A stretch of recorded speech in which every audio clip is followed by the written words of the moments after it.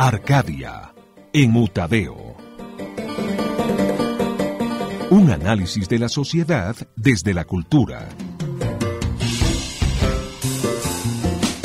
Dirigen Sandra Borda y Juan David Correa.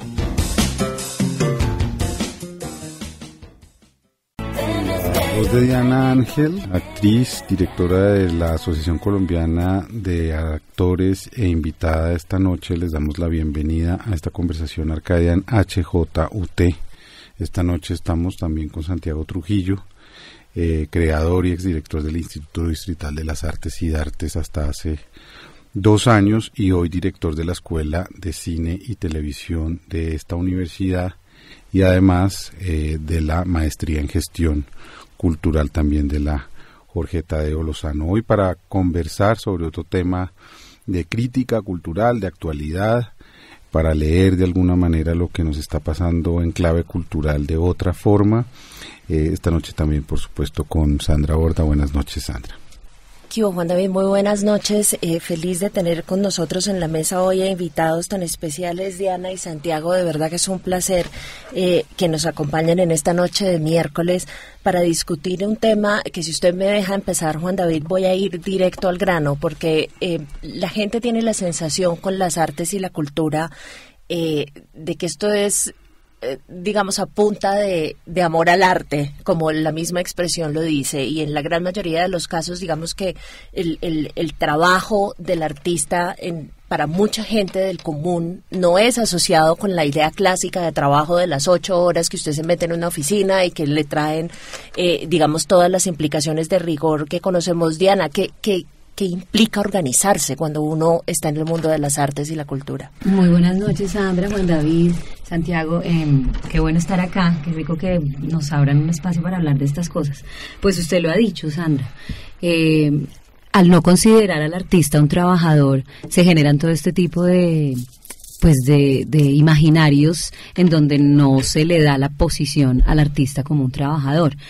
Para nosotros en ACA, por ejemplo, organizarnos fue importantísimo porque precisamente teníamos que mostrarle tanto al gobierno como a la opinión pública y a la gente que nosotros estábamos interesados que visualizara nuestros problemas, que somos unos trabajadores, que cumplimos horarios, que cumplimos un montón de requisitos que son como cualquier trabajador. El arte evidentemente se ha tomado como una cosa que es un hobby. A uno le preguntan, a mí siempre me dicen, ¿y usted hace alguna otra cosa? Además de cantar, además de actuar, ¿usted qué hace? No, pues es que yo no sé hacer nada más, esta es mi vida, este es mi trabajo y de eso vivo.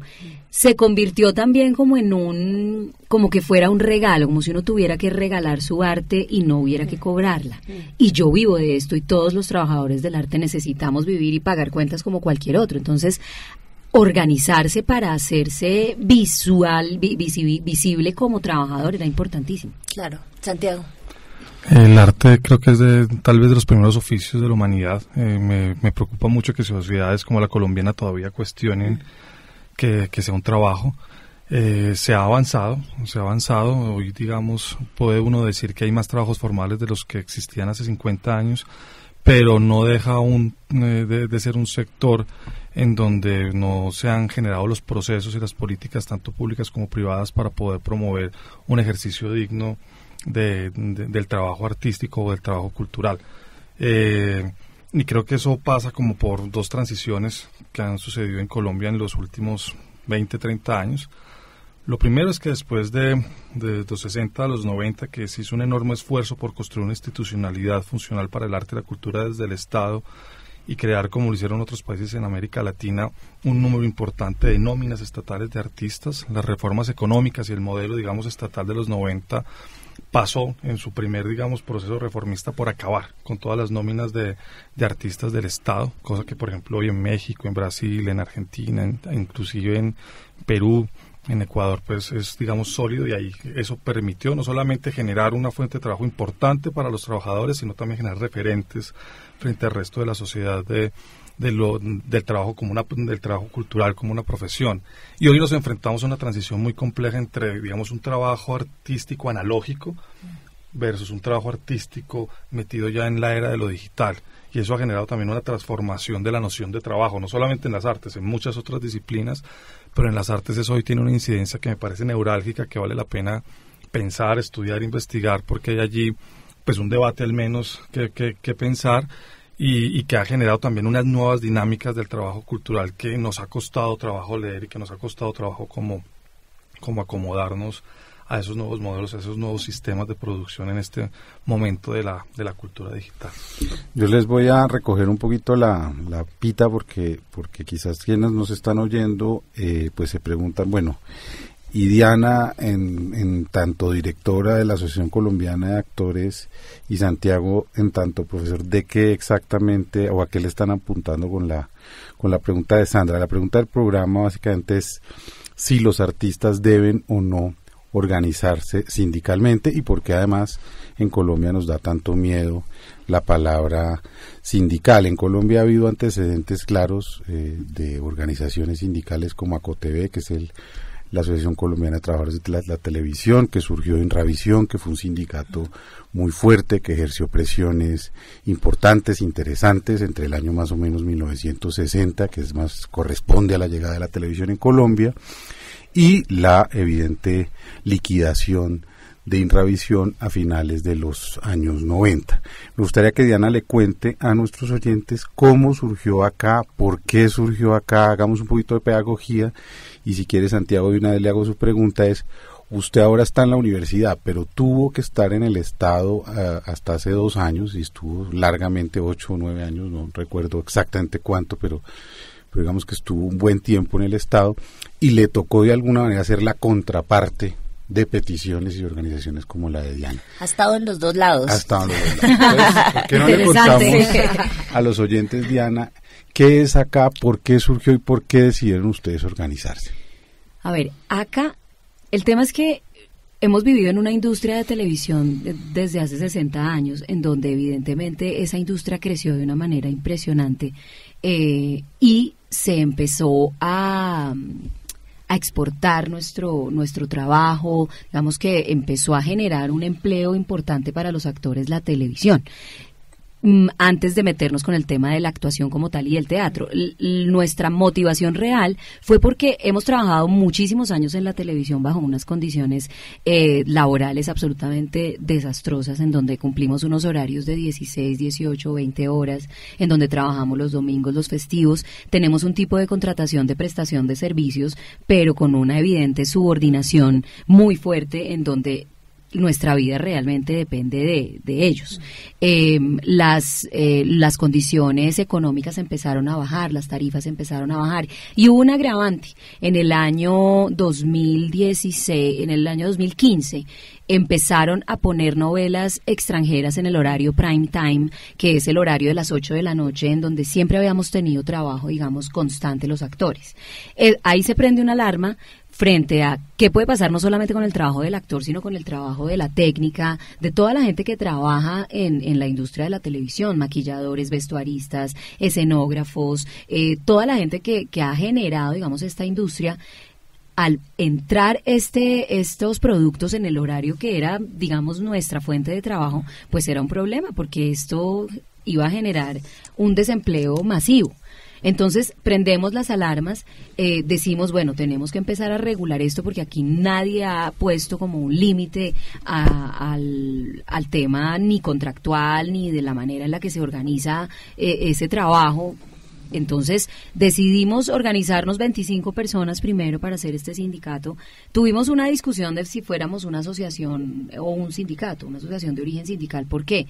Porque evidentemente lo que tú dijiste, Juan, ese estigma que le tienen al sindicalismo en este país pues es de años. Tenemos las 3.000 y pico de víctimas del sindicalismo a lo largo de los años. En fin, ya sabemos que la palabra sindicato es como un miedo. Quisimos empezar a hacer un tipo de sindicalismo desde el arte, desde lo que somos nosotros, desde nuestra esencia, poder dialogar, poderse sentar a mirar de qué manera podíamos llevar esto de una manera tranquila, y creo que ese ha sido el ejercicio de DACA en estos casi 4 años, poderse sentar a dialogar y entender y hacerle entender a los jefes, pues digamos, lo así, porque uno dice como los patronos, pero son estos jefes que tenemos en estas grandes productoras, en donde había que empezar a ponerle una regulación a esto. Y esa fue la motivación, tener que decirle a la gente, hombre, este es un trabajo que se tiene que regular, que se tiene que poner como en la palestra y mostrarle también a la opinión pública que no es como el mundo de los cariñositos donde la gente cree que uno vive, porque al verte allá en la pantalla te elevan a un punto en donde, por eso es que se genera como esa frivolidad y esa banalidad en donde no le damos la importancia al trabajador. Después ya empezamos a decirles, este es un sindicato no solo de actores de televisión, es un sindicato de actores donde usted lo ponga, y donde usted ponga un actor tiene que tener un mínimo de condiciones, sea en el teatro, sea en el cine o sea en la televisión. Santiago. Bueno, un poco para complementar lo que dice Diana, creo que un síntoma de buena salud de una democracia es que también pueda ejercerse de manera amplia, abierta y tranquila el sindicalismo. Yo creo que eso es bueno. De la misma manera que es bueno tener un sector empresarial pujante, emprendedor, es clave también tener sectores sindicales que puedan hacer una labor de acompañamiento como a todo ese modelo productivo y pues al desarrollo de la economía en general de la sociedad. Y creo que el reto de esta Colombia que queremos construir después de la guerra y después de que la guerra mató 3.000 sindicalistas y generó tantas dificultades es justamente poder, ojalá, construir un diálogo social donde esas posiciones puedan, digamos, sacar adelante agendas para el país. Yo estuve en el Estado, no sé si eso sea bueno o malo, yo a veces digo, Dios mío, ¿en qué momento aguanté tanto? Pero casi fueron 18 años, 5 de ellos como músico de la Sinfónica, como violinista de la Sinfónica de Colombia, en donde además hice parte del sindicato de esa orquesta que fue liquidada en el primer año de gobierno del primer periodo del presidente Uribe. Y también después como director del IDARTES estuve pues ya desde el otro lado, viendo también, interactuando con el sindicato que se creó en el IDARTES más o menos en el segundo o tercer año de su creación.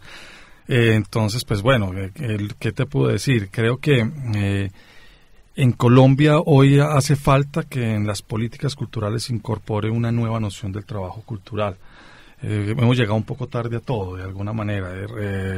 Como el poeta, todo nos llega tarde. Todo nos llega un poco tarde, y es claro porque, por ejemplo, digamos, estuve 5 años, liquidaron la orquesta, fue una pelea muy grande, eran casi 180 cargos para los músicos sinfónicos en Colombia que terminaron reducidos a 60 cargos, ya no del Estado, sino a través de una asociación, digamos, de derecho privado y como de financiación mixta entre el Estado y el sector privado.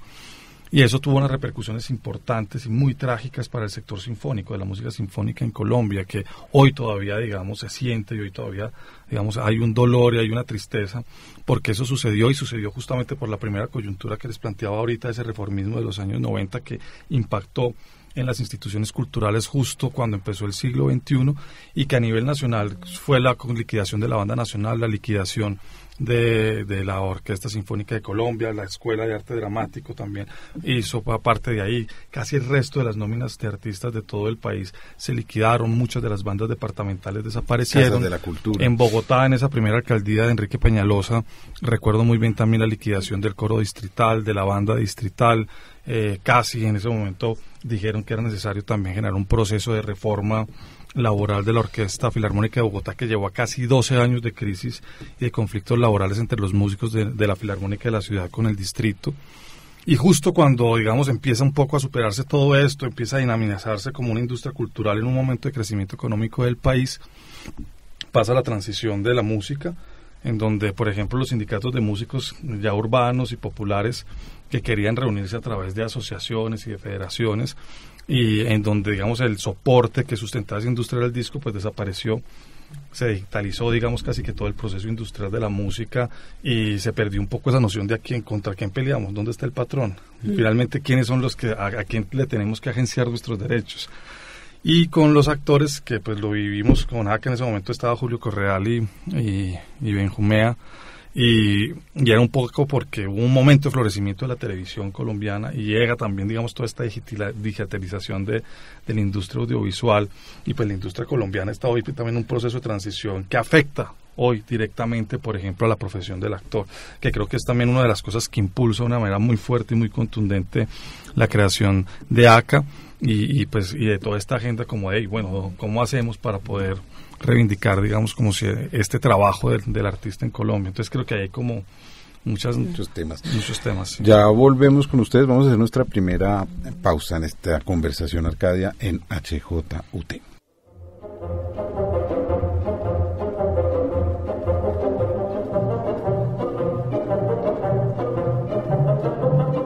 Editorial Utadeo.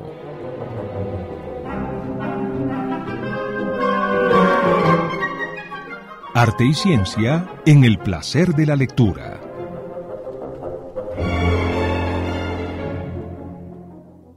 Desde el taller, 32 notas para la enseñanza y el aprendizaje del diseño gráfico. Este libro se sustenta en la observación y escrutinio de las prácticas del taller y se propone desentrañar lo que sucede en el encuentro de los maestros con los estudiantes en asignaturas fundamentales de inicio de la carrera de diseño gráfico. Las 32 notas están escritas y diseñadas por los profesores para inquietar y mover sensibilidades, generar preguntas e iniciar conversaciones. En sí mismo es una muestra del quehacer del diseño gráfico y es testimonio de su enseñanza y aprendizaje. Pueden encontrar este título en la tienda tadeísta, Librería Lerner, Librería Nacional, otras librerías y en las plataformas de libros digitales. Consulta editorial.utadeo.edu.co.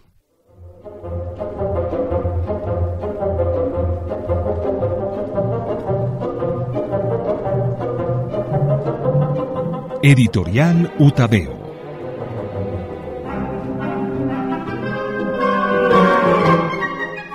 Arte y ciencia en el placer de la lectura.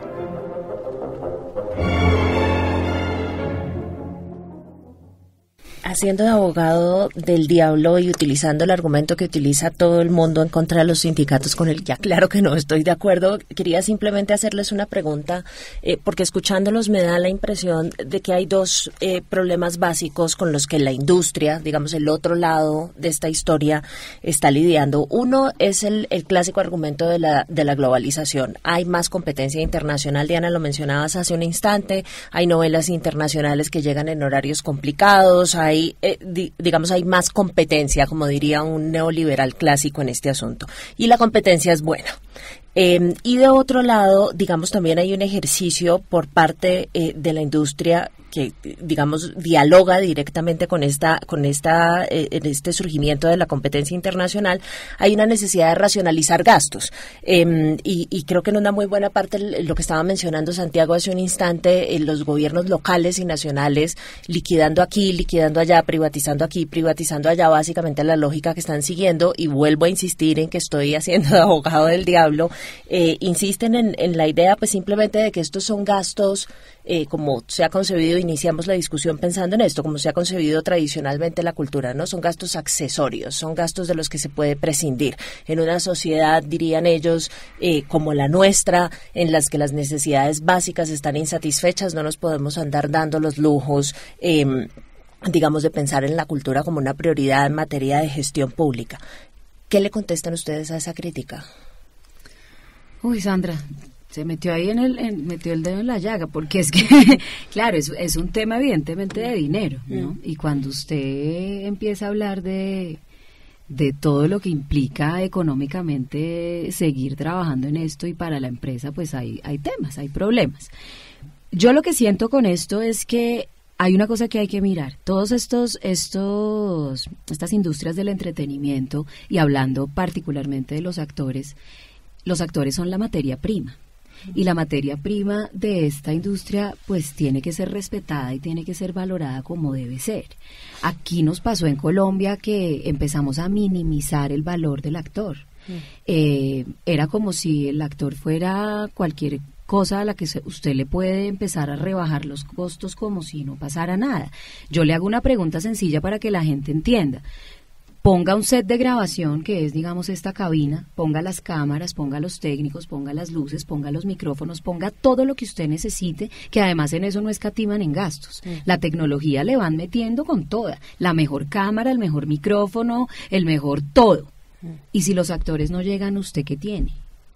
Nada. Y resulta que al actor, que es al que realmente le da vida a toda esta industria del entretenimiento, desde la parte audiovisual, digamos, el cine y el teatro, es al que se atreven a decirle, ya no hay plata. hay que bajarle, pero igual trabaje 16 horas, 18 horas y venga que le firme un contrato en donde usted cede absolutamente casi que todos sus derechos. Y nosotros no tenemos sino en este momento la ley Fannie Mickey. La ley Fannie Mickey es la ley que recoge un impuesto que se llama comunicación pública, que es cada vez que tú tienes, para que la gente me entienda de pronto, en un establecimiento que tiene lucro, digamos un hotel, una tienda, es como un psycho, digamos. Entonces recoge unos derechos y se le paga al actor por esa ejecución pública, pero eso lo ha tenido España, Perú, Ecuador, todos los países lo ha tenido durante toda la vida, y nosotros apenas lo logramos pelear desde el 2010. Y eso también ha sido un tema de negociaciones, de cuánto es el porcentaje, y también digamos que la gente se genera un mito, porque yo le voy a poner un promedio, la ley Fannie Mickey en 5 años a un actor le puede haber entregado solamente 2 millones de pesos de esas regalías de ejecución pública. Si usted divide 2 millones de pesos en 5 años de desempleo de un actor, pues eso no es absolutamente nada mensual, pero digamos que es maravilloso que haya algo, por lo menos hay algo, pero nosotros no tenemos ningún tipo de derecho de ventas, cosas que sí se pueden negociar. Entonces, cuando este trabajo es tan intermitente, porque el trabajo del actor es intermitente, yo llevo 5 años, voy a completar sin trabajar en la televisión, que había sido mi oficina durante 22 años de mi vida, es un tema pues dificilísimo de llevar, me ha tocado vivir del teatro, XY, entonces se vuelve un problema, y cuando logramos visibilizar cuántos somos, ahí está el poder de la agremiación. ¿Cuántos actores hay en Colombia? ¿Cuántos somos? En ACA somos 1.500 aproximadamente asociados, pero sabemos que en el país debe haber, no sé, Santiago me corregirá, pero debe haber 10.000, 20.000, qué sé yo cuánta gente hay. Entonces hay que mostrar que sí somos una parte trabajadora de esta industria que aporta y que además tiene casi que lo final, mejor dicho, el producto final está con los actores puestos ahí, y no seguir minimizando ni la imagen ni el valor que tiene el actor. Santiago, yo quiero meterme un poquito en lo que está diciendo Diana, en una pregunta que nos hemos hecho varias veces con Sandra en estas conversaciones, y es que usted, que estuvo del lado del Estado, digamos, usted que fue de alguna manera doliente de esos patronos, ¿cierto? Porque de todas maneras el Estado en la cultura es una especie de patrono, ¿verdad? ¿Por qué el Estado es tan impermeable a la crítica? ¿Por qué el Estado, cuando gente como los actores se organizan, dicen ya empezaron a joder, antes agradezcan que es que les estamos dando, entonces fuera que uno les da, vienen a pelear por más? ¿Por qué hay esa insensibilidad en un territorio que se supone que tendría que ser noble, empático y preocupado y curioso por entender cómo resuenan las voces de esos otros que nos están diciendo cosas? Usted que estuvo ahí, ¿qué piensa de esa suerte de insensibilidad que percibimos muchos? Sí, el Estado en distintos gobiernos han tenido distintos enfoques y distintas miradas frente a esa pregunta. Particularmente siento que ha habido en las políticas públicas una ausencia de la noción de trabajo cultural como un tema álgido y neurálgico para pensarse dentro del eslabón necesario de la cadena productiva y del desarrollo económico-social de la cultura y de las artes en el país. Siento que hay leyes, por ejemplo, como la primera ley de cine, que genera ella misma un proceso muy importante de organización y agremiación del sector audiovisual. El SENAC no es más que la suma de un consejo conformado por líderes y representantes de los distintos sectores agremiados del cine, que antes de la ley no lo estaban. O sea, ha habido un avance normativo, ha habido un avance funcional para que estas cosas sucedan. Nosotros, cuando yo estuve particularmente en el IDARTES, generamos y promovimos el desarrollo de distintos procesos de organización social, sindical y también empresarial del sector artístico de la ciudad a través de distintos programas, porque sentíamos que eso era un mecanismo, una estrategia clave para que, por ejemplo, los sectores organizados de artistas y de gestores culturales tuvieran la posibilidad de agenciar sus intereses y sus agendas en los espacios de decisión. Hoy nosotros no tenemos, como lo tiene la educación, o como lo tiene la salud, o como tienen las Fuerzas Armadas, o como lo tienen otros sectores de la sociedad, representantes en los espacios de decisión y de poder, poniendo nuestra agenda en un lugar de atención. Y ahí es también donde creo que hemos construido un relato cultural del poder en Colombia, en donde nosotros mismos estamos ausentes. Hace un par de días, cuando leía en la prensa que una de nuestras otrhoras prestigiosas cortes judiciales decía que no se podían volver a hacer paros de pilotos y que todas las huelgas tendrían que declararse ilegales porque era un servicio esencial. Y un poco en ese lugar es otro lugar posible en el que muchas veces estamos los artistas, los gestores culturales. Diría, qué triste que esta sociedad no considere un servicio esencial la cultura y el arte, pero que aún así nosotros no hayamos podido nunca organizar un paro de artistas para que en esta sociedad no se escuchara una canción más o no hubiese una obra de teatro más, hasta que no pudiésemos entender la importancia, digamos, como sistemática, estructural del pensamiento artístico en la construcción de un proyecto de país, en la construcción de un proyecto de ciudadanía, en la construcción de un proyecto de sociedad. Y creo que un poco esta noción o este diálogo entre lo que es el trabajo cultural, lo que es la organización social de los artistas, bien desde las cooperativas, los sindicatos, las asociaciones, versus un discurso que ahorita está de moda y yo creo que le falta mucho, digamos, como lo que se llama ahorita la economía naranja. Creo que uno no puede vivir y convivir sin el otro. Es muy curioso que hoy, por ejemplo, se agencie un discursillo, pues, discúlpenme, como la expresión de lo que se entiende por economías creativas o por economía naranja, en donde, por ejemplo, la noción del trabajo cultural está totalmente ausente. Básicamente se construye una ley de economía naranja que piensa las economías creativas del país desde una noción empresarial de gran empresa. Esa es la ley del senador Iván Duque, sí, ¿cierto? Cuando más del 90% de las estructuras económicas de la cultura en Colombia son microempresas. Pero además de eso, cuando no se tiene y no se legisla dentro del desarrollo económico del sector al menos unos parámetros mínimos de cuál debe ser la valoración que esta sociedad hace del trabajo cultural. Y creo que ahí hay un problema fundamental estructural que pasa por una concepción política del sector, pero que también pasa por una ausencia desde el Estado y desde el sector privado de entender que el desarrollo empresarial no solamente es agenciar, digamos, instrumentos normativos para facilitar la exportación e la importación de bienes y servicios culturales a través de intermediarios o de zonas francas, como lo plantea hoy en mi concepto esta ley naranja, que nunca fue concertada ni dialogada con el sector, sino que además piensa que se puede desarrollar una industria pauperizando el trabajo de los artistas. Y eso pasa, por ejemplo, hoy por decisiones tan complejas que están circulando en redes, como que van a echar 100 artistas formadores de lo que antes era el proyecto CLAN del Instituto Distrital de las Artes, y que los que quedan, además de 4.500.000 que ganaban cuando llegue ese instituto, ahorita van a ganar 2.500.000. Entonces es muy un poco cínico decir que apoyan las industrias culturales mientras están debilitando el valor del trabajo artístico en la ciudad, por ejemplo.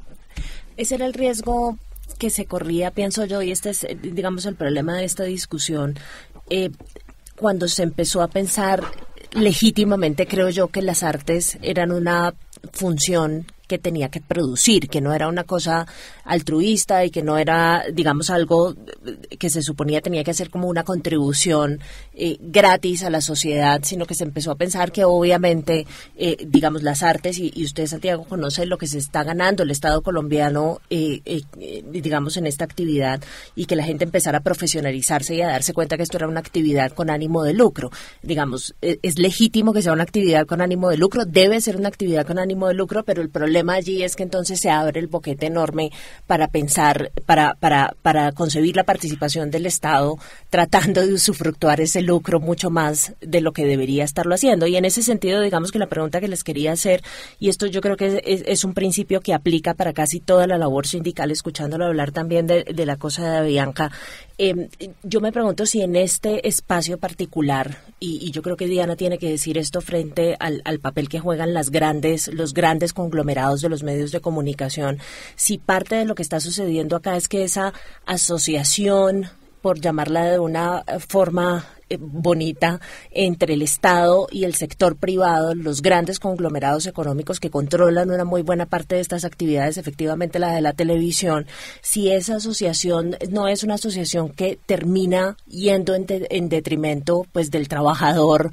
cultural, básicamente, porque lo que uno se imaginaría acá es que eventualmente el Estado, pero eso no sucede con el Estado colombiano debería ponerse del lado del trabajador, y para eso está el Ministerio de Trabajo, y para eso están, digamos, un montón de sectores que están diseñados para generar política pública que proteja el trabajo. Y al contrario de lo que sucede, yo hace un par de días veía en el noticiero a la ministra de Trabajo estando totalmente de acuerdo con el presidente de Avianca, y me pregunto si lo que está sucediendo allí es que, al contrario, el Estado lo que se dedica a proteger es los intereses del sector privado.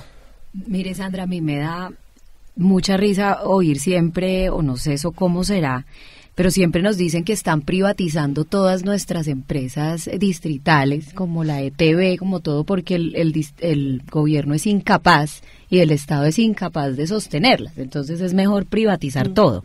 Entonces empieza uno a ver lo desprotegidos que estamos, no solamente los actores, todo el pueblo en general, porque estamos desprotegidos precisamente con estas alianzas de poder que uno no termina ni siquiera de saber cómo es que se manejan esas cosas allá.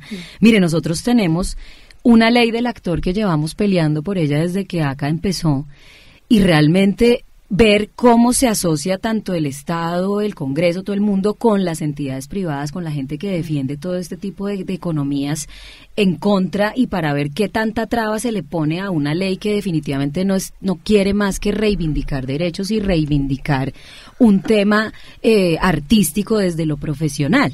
Entonces se vuelve una cosa muy dolorosa, porque para mí como artista, y yo digamos que no soy tan técnica ni tengo todas estas informaciones como las puede manejar una persona que tenga la economía en su cabeza, pero para mí el arte es transformador, yo soy muy romántica, para mí el arte es generador de opinión, generador de cambios de mentalidad, o sea, el arte a lo largo de la historia ha sido lo que realmente ha revolucionado a la humanidad y la ha hecho crecer y la ha hecho avanzar.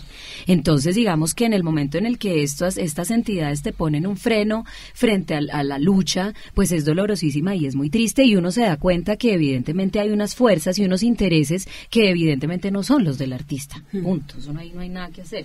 Un poco como retomando lo que dice Diana y lo que preguntas tú, Sandra, y también utilizando la metáfora de Bianca, leí un Twitter de Camila Zuluaga, en donde decía, bueno, listo, es la aviación, y es verdad, es un servicio público esencial.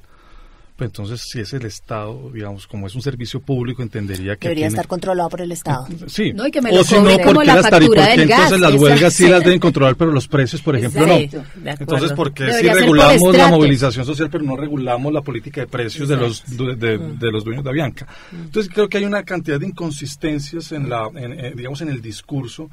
Y por eso digo que una buena democracia es la que genera, digamos, la salud de una democracia pasa porque hayan garantías para un empresariado pujante, emprendedor, visionario, que impulse la economía, que genere trabajo, y un sindicalismo proactivo, con ganas de trabajar, porque eso ahorita sí, he conocido muchos sindicalistas, porque también estuve de ese otro lado, que en vez de pelear por el trabajo, peleaban por el no trabajo. Y yo creo que también hay unas prácticas sindicales que hay que renovar en el país, y que obedecen también a releer el modelo de organización de este tipo de agremiaciones. Y creo que en ese proceso de reformularnos y de resignificarnos y de reinventarnos tenemos que generar ojalá una armonía y como un espacio de diálogo mucho más amplio.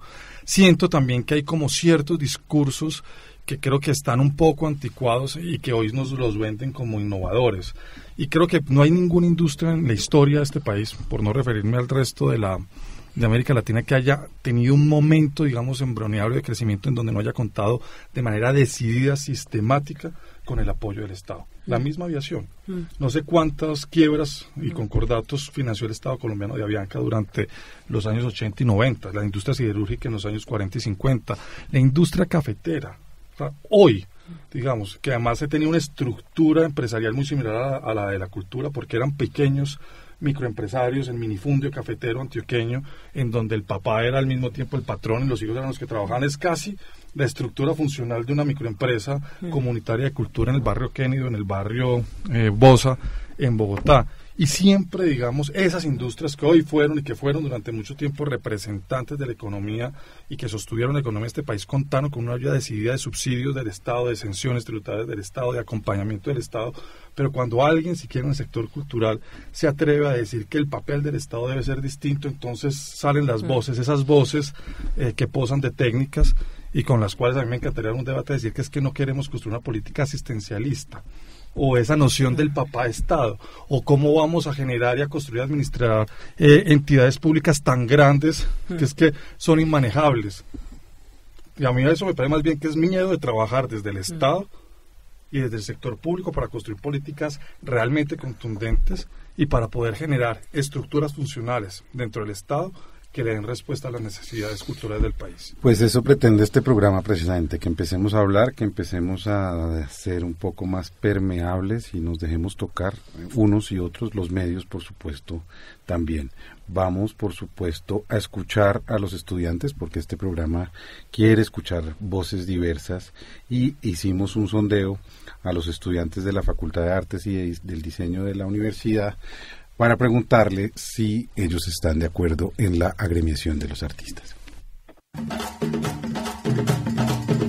Sí, comparto la idea de que los artistas se junten, como hace muchos años en un congreso activista, para que otra vez se haga como esa forma de pensar, para que la gente entienda o le ayude a pensar que no todos son movimientos sociales virtuales, sino que también con la forma más plástica pueda llegarse a generar grandes cosas que ayuden a pensar a la comunidad, a la sociedad. Bueno, yo creo que realmente el gobierno como tal reconoce más que todo eso a los artistas que ya tienen un alto recorrido, que ya son, digamos que ya llevan muchos años. No hay tantos espacios para artistas que están en crecimiento. Considero que de pronto si nos unimos en cuanto a querer hacer algo o querer mostrar algo, no necesariamente de todos, pero sí como que buscar esos espacios para poder exponer, me parece que tal vez así sí podríamos ser más escuchados.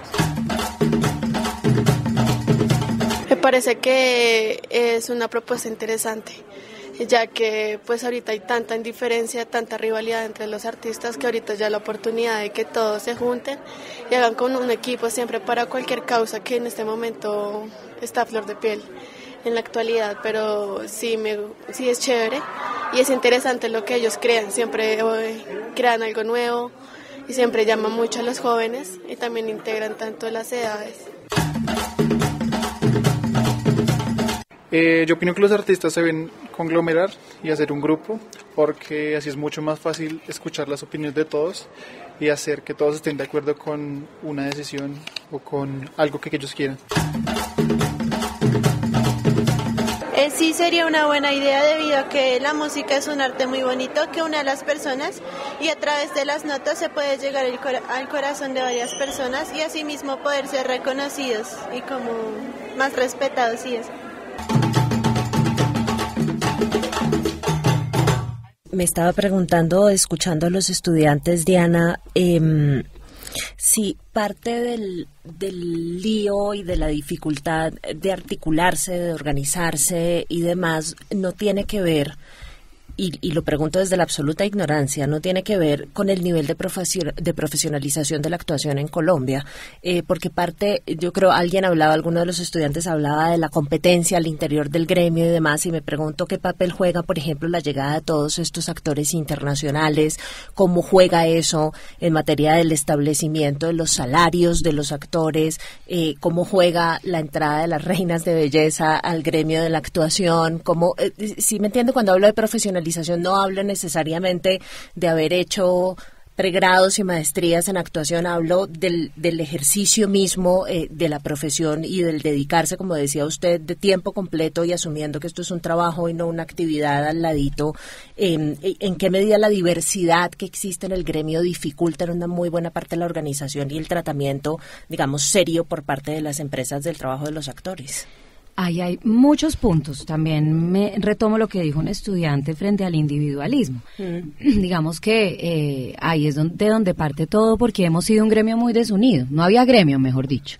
Y pues es que son muy diversos también, totalmente. ¿No? Y pelear, digamos, la cuchara, que es tan difícil como decimos acá, ¿no? Yo peleo por lo mío y mire a ver usted qué hace que no miremos la perspectiva desde colectivo. Entonces, poder empezar a vernos desde colectivo y que tenemos las mismas necesidades y que tenemos que pagar las mismas cuentas, empezar a desmitificar de alguna manera la manera en la que vive un artista, era muy importante, y podernos poner todos en el mismo nivel para empezar a luchar.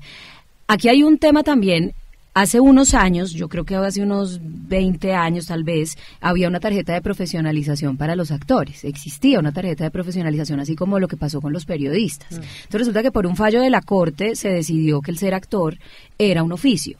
Y ahí empezaron, digamos, que los problemas. ¿Por qué? Porque obviamente uno no puede decir, y yo quisiera tener esa charla aquí con Santi, porque digamos que sí es un oficio que se perfecciona. En estos días hablábamos con Santiago el tema del talento natural, ¿verdad? Tú tienes un talento, lo desarrollas, pero evidentemente en la actuación hay escuelas. En Colombia hay más de 17 o 18 escuelas a nivel nacional graduando jóvenes como actores, maestros en arte dramático. Eso significa que sí hay un pensum, sí hay que estudiar, sí hay que nutrir ese talento, porque definitivamente un músico puede ser empírico, puede ser, tiene ese talento que esa es la discusión como de qué tanto necesitas realmente estudiar, pero puede haber un empírico que no sepa leer partituras, que no sepa de armonía clásica, qué sé yo. Digamos que esa es una discusión difícil, sí. Pero desde acá lo que estamos tratando de mostrarle al gobierno es, hombre, ¿cómo logramos avalar que la gente sepa que sí puede vivir de esto como una profesión? Entonces,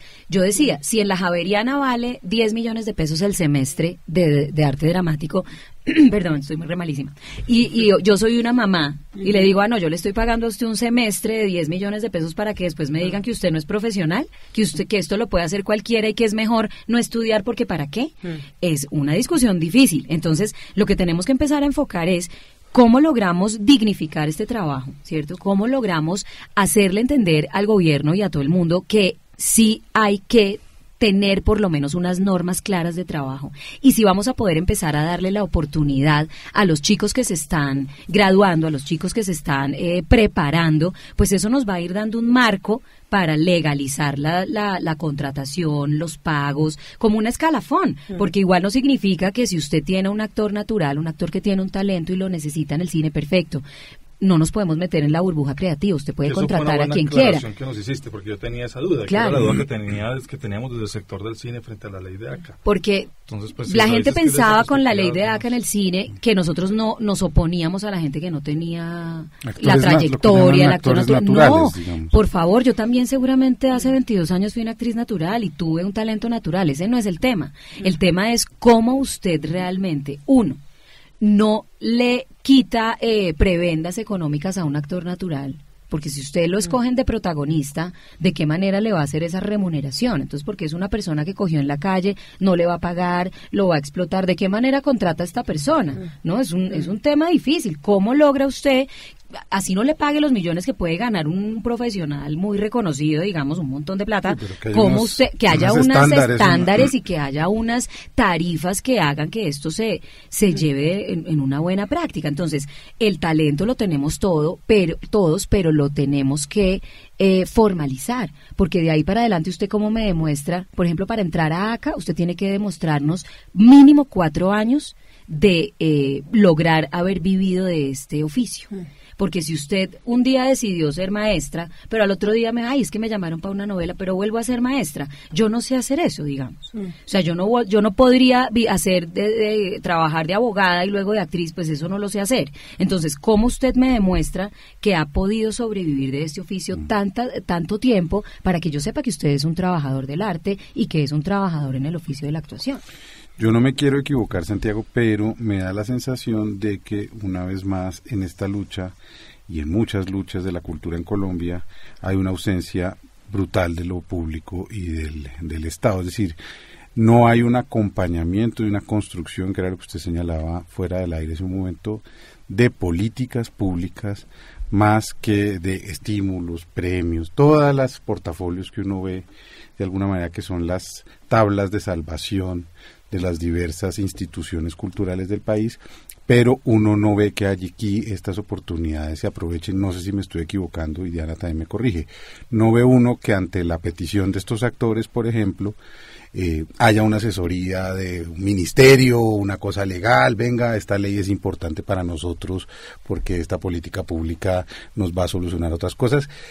Ocurrió, como bien lo señaló usted, con la ley del cine de 2003, que fue una lucha silenciosa de varias gente que se reunió, que pensó la cosa, que además acudió a expertos, abogados que pensaron y estructuraron esto para que pasara, pero me gustaría saber cuál es un poco su mirada de esa soledad, si se quiere, de los artistas y creadores colombianos, que cuando llegan un poco a las puertas del Senado están solos como unos locos gritando afuera, ayúdenos, déjenos participar. Y fíjese, Juan David, solamente para añadir una cosa a su pregunta, que de lo que estamos hablando no es ningún tipo de paternalismo estatal, digamos, de lo que estamos hablando no es, como lo decía hace un instante usted, de un Estado que subsidie, que pague, que dé prebendas, etcétera, etcétera, porque ese es en casi todos los casos el argumento del otro lado, ¿no? Quieren que todo les haga el Estado. De lo que se está hablando es de un ejercicio de planeación, de un ejercicio de encauzamiento y de guía de la industria para que se convierta. Todo el tiempo están hablando de que hay que mejorarle la imagen a este país, y siempre que hablan de mejorarle la imagen al país hablan de la cultura y de las artes, pero ese es el único momento mágico. Sí, no, imagínense. Entonces, pero a la hora de la verdad no existe, o yo no sé qué piensen ustedes, un ejercicio como de perspectiva hacia dónde vamos en materia artística y cultural. Yo creo que hay que hacer más Estado para los artistas, primero, y para la cultura. Tenemos un Estado pequeño para esta agenda en Colombia. Creo que también no todo es malo. Hay avances que son evidentes y que son cuantificables. Creo que hay que refundar, reinventar, resignificar, como se quiera, el papel del Estado y hacerlo, digamos, bajo unas nociones un poco más contemporáneas de estos debates, ya no ni siquiera entre izquierda o derecha, entre si subsidia o no subsidia. No, creo que hay cosas de la cultura que se deben subsidiar. Creo que hay elementos de la cultura que son industrializables y que merecen un apoyo para que se industrialicen. Hay otros fenómenos de la cultura que no son industrializables. Y eso pasa, digamos, por un comprender políticamente, en un término ya, digamos, más como de la filosofía política, cuál es el deber ser de la cultura para la sociedad, pero también cómo el Estado puede, digamos, entrar a fomentar, a propiciar, a generar, a promover, a subsidiar en algunos casos, a todo, digamos, yo no me niego a ninguno porque creo que ahí es donde hace falta hacer un ejercicio mucho más riguroso de pensarnos la política cultural. Creo que tuvimos un momento importante de pensar políticas culturales, generar procesos de participación amplias. Creo que hoy es necesario de nuevo volvernos a sentar a pensar políticas culturales en Colombia, porque las transiciones que hay externas pero también internas son gigantes. O sea, tenemos que tener una política cultural que entienda lo que de hoy está pasando con las redes sociales, con la creación, circulación, distribución y producción de contenidos culturales artísticos para que vayan por las redes sociales. La agenda del Estado no solamente puede ser más acceso y más cobertura, como en los 70 fue que cada hogar tenga un televisor sin importar qué pasa en esa televisión. Menos mal, llegó una generación, Pepe Sánchez, toda esta que impulsó una industria nacional de la televisión, que le puso un contenido a esos aparatos. Hoy, que la única agenda que existe en el Estado es autopistas gigantes, pero no nos importa cuáles son los carros que van por esas autopistas digitales, es donde siento que es necesario hacer urgentemente una revisión de nuestras políticas culturales. Y según, que eso es digamos como una variable externa, y hay una variable interna de la que poco se habla. O sea, pasó un proceso de paz 4 años, pasamos de unas economías de la guerra a unas economías de la paz, generamos la necesidad de construir un relato de la nación para que entender qué fue lo que pasó acá, construir, gestionar una memoria para el futuro, y hoy no hay una política cultural en este país que nosotros entendamos que esté pensando ese asunto de una manera sistemática y seria, y por eso estamos como un poco relegados como sector, por ejemplo, a pensarnos el tema de los posacuerdos o el tema de todo lo que viene. Entonces creo que ahí, como tú dices, es necesario presentarnos a pensar políticamente, y creo que eso no solamente se debe hacer en el entorno nacional, porque creo que si bien hay un papel importante y preponderante del Ministerio de Cultura y de los distintos ministerios que hoy tienen que ver con procesos culturales como MINTIC, como todas estas que están allí, creo que también en lo territorial es necesario. La gestión cultural es una gestión que se afianza, se evidencia, se palpa en el territorio. Y es en el territorio, en las ciudades, en esos municipios en donde hoy hay una anomia, ahí sí es donde la crisis todavía puede ser peor. Entonces siento que hay que generar como un ejercicio en esos dos sentidos, y para eso es necesario como de una manera seria y sensata, ponernos a pensar políticas culturales y construir más Estado para la cultura y para los artistas. Alguien decía, antes de irnos a la pausa, y quizás con eso vamos a llegar al final de nuestro programa después de la pausa, que Colombia, y quizás Sandra nos ayude más con eso, es un país abundante en derechos, abundante en políticas, pero esas políticas a veces no impactan en la gente. Vamos a una pausa y volvemos para la final de este programa.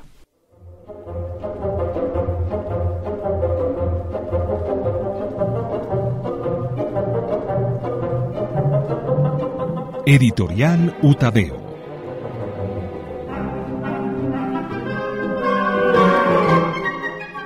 Arte y ciencia en el placer de la lectura.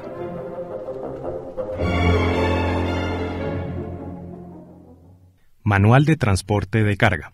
Este manual pretende llenar un vacío de la literatura del transporte de carga en Colombia y de los países que conforman el área andina. Además de la regulación vigente, este texto informa acerca de los lineamientos de la política pública que ha direccionado esta importante actividad en los últimos años. En este sentido, no se trata de una compilación de normas, sino de un paso a paso que integra las regulaciones del sector y el Sistema Nacional de Transporte. Este libro permite una mejor comprensión y conocimiento del impacto y la evolución del servicio de transporte.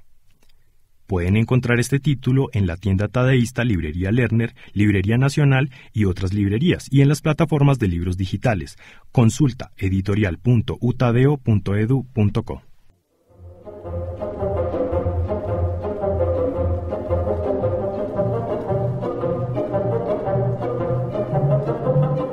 Editorial Utadeo.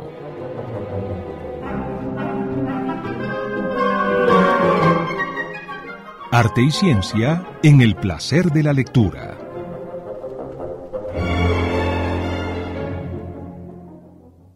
Hay una cosa bien interesante en toda esta discusión y es que, por supuesto, digamos, una parte importante del debate gira alrededor del papel que tiene que cumplir el sector público y que tiene que cumplir el Estado, que es importantísimo, sobre todo en el caso de un sector que, como el sector de la cultura y de las artes, está en pleno boom y necesita, digamos, de políticas públicas claras, guiadas y técnicamente informadas, casi para ponerlo de esa forma.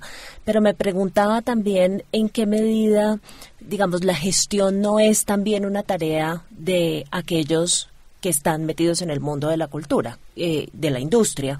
Si bien es cierto, se necesitan guías del Estado, también uno observa en muchos casos, se acordarán ustedes de toda esta discusión sobre el Festival de Teatro, casos de manejo en general que le dejan a uno la sensación que el sector cultural solito tampoco está muy preparado para moverse en un mundo cada vez más profesionalizado, cada vez más competitivo, que necesita cada vez que se entienda más a sí mismo como un negocio y menos como una actividad simplemente lúdica, para ponerlo en esos términos. ¿Ustedes qué piensan de eso?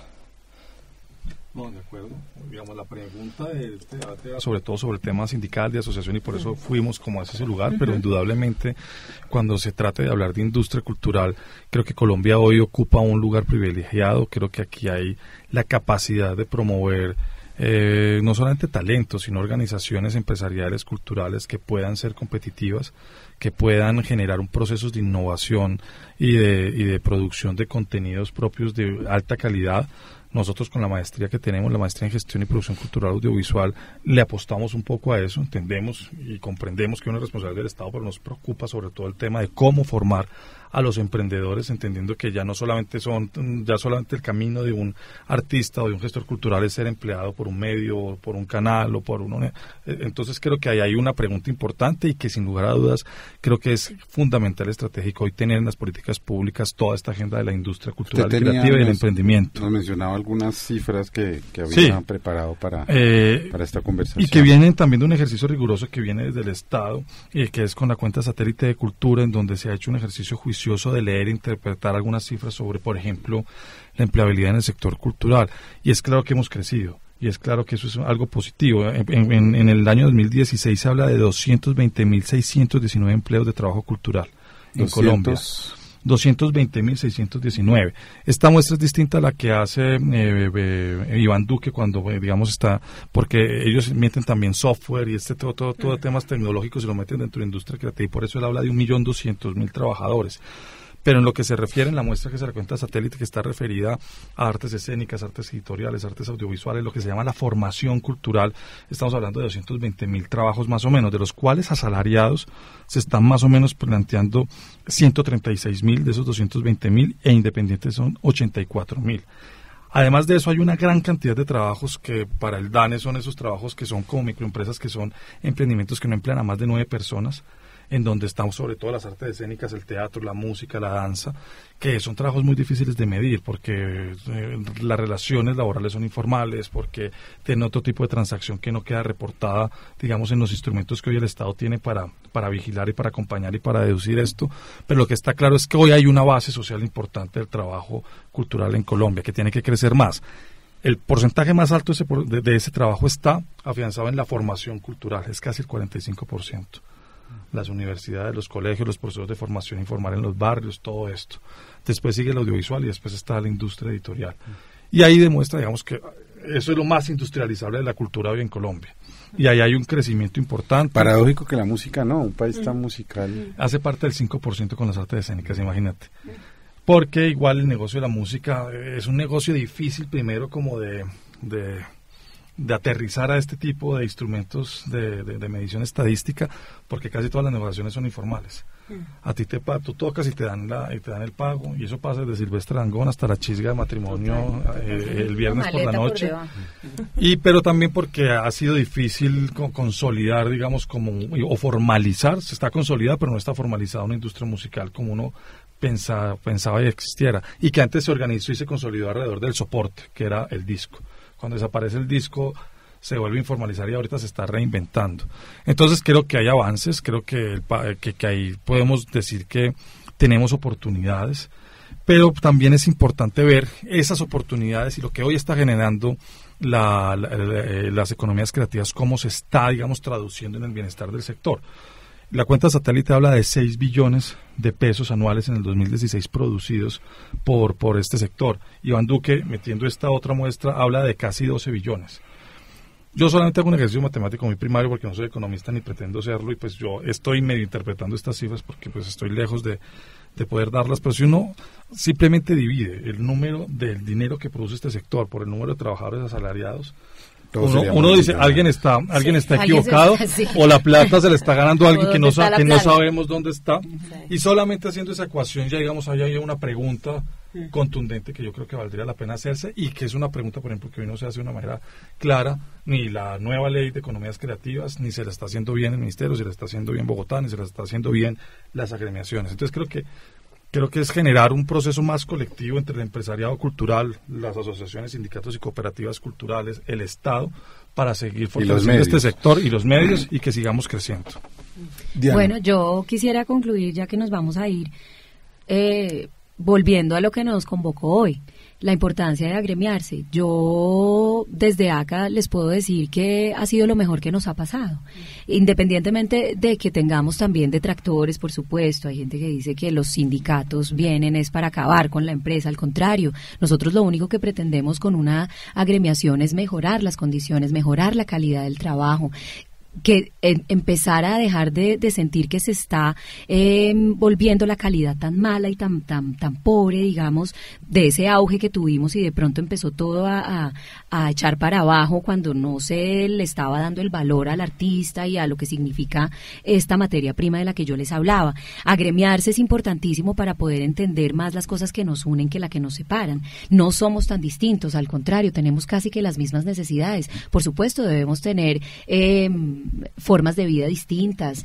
estratos diferentes, pero realmente todos estamos sobreviviendo, y no es tan real ese mundo en el que nos pintan a los artistas de no, qué dicha, viven felices. No, tenemos cuentas que pagar, tenemos neveras que llenar, hijos que mantener, somos trabajadores. Entonces, de alguna manera, encontrarnos en esos puntos son maravillosos. Y yo también le quiero botar una cifra para que le quede ahí en la cabeza. Uno de los canales, no voy a decir cuál es su nombre, hicimos un estudio financiero, en un año pueden tener libres, lo que yo digo para los dulces, después de haber pagado todo, ganancias de 700.000 millones de pesos libres. Y las peticiones de los actores les costarían 3.000 millones. Entonces es nada y sin embargo peleamos por esa cifra tan mínima al lado de esos 700.000 millones. Entonces pongámonos como a pensar realmente hacia dónde estamos yendo, cómo estamos trabajando y qué es lo que realmente estamos pidiendo. Sandra, buenas noches y gracias a Santiago y a Diana, y como siempre los esperamos en 8 días. A la historia de acá comienzan a salirle pares, ya existen grupos de guionistas y directores en trance de organizarse, y cuando la gente se organiza, comienza a ser escuchada. Quizás se pueda pensar en que aún es posible que el Estado trabaje o siga trabajando en serio en políticas públicas que protejan a sus artistas. Si se miran otras sociedades, como la francesa, por ejemplo, en las que ya existen leyes que protegen y comprenden que la creación tiene tiempos muertos, que la vida de alguien que crea no puede estar sometida a la burocracia, tal vez haya una esperanza. Buenas noches.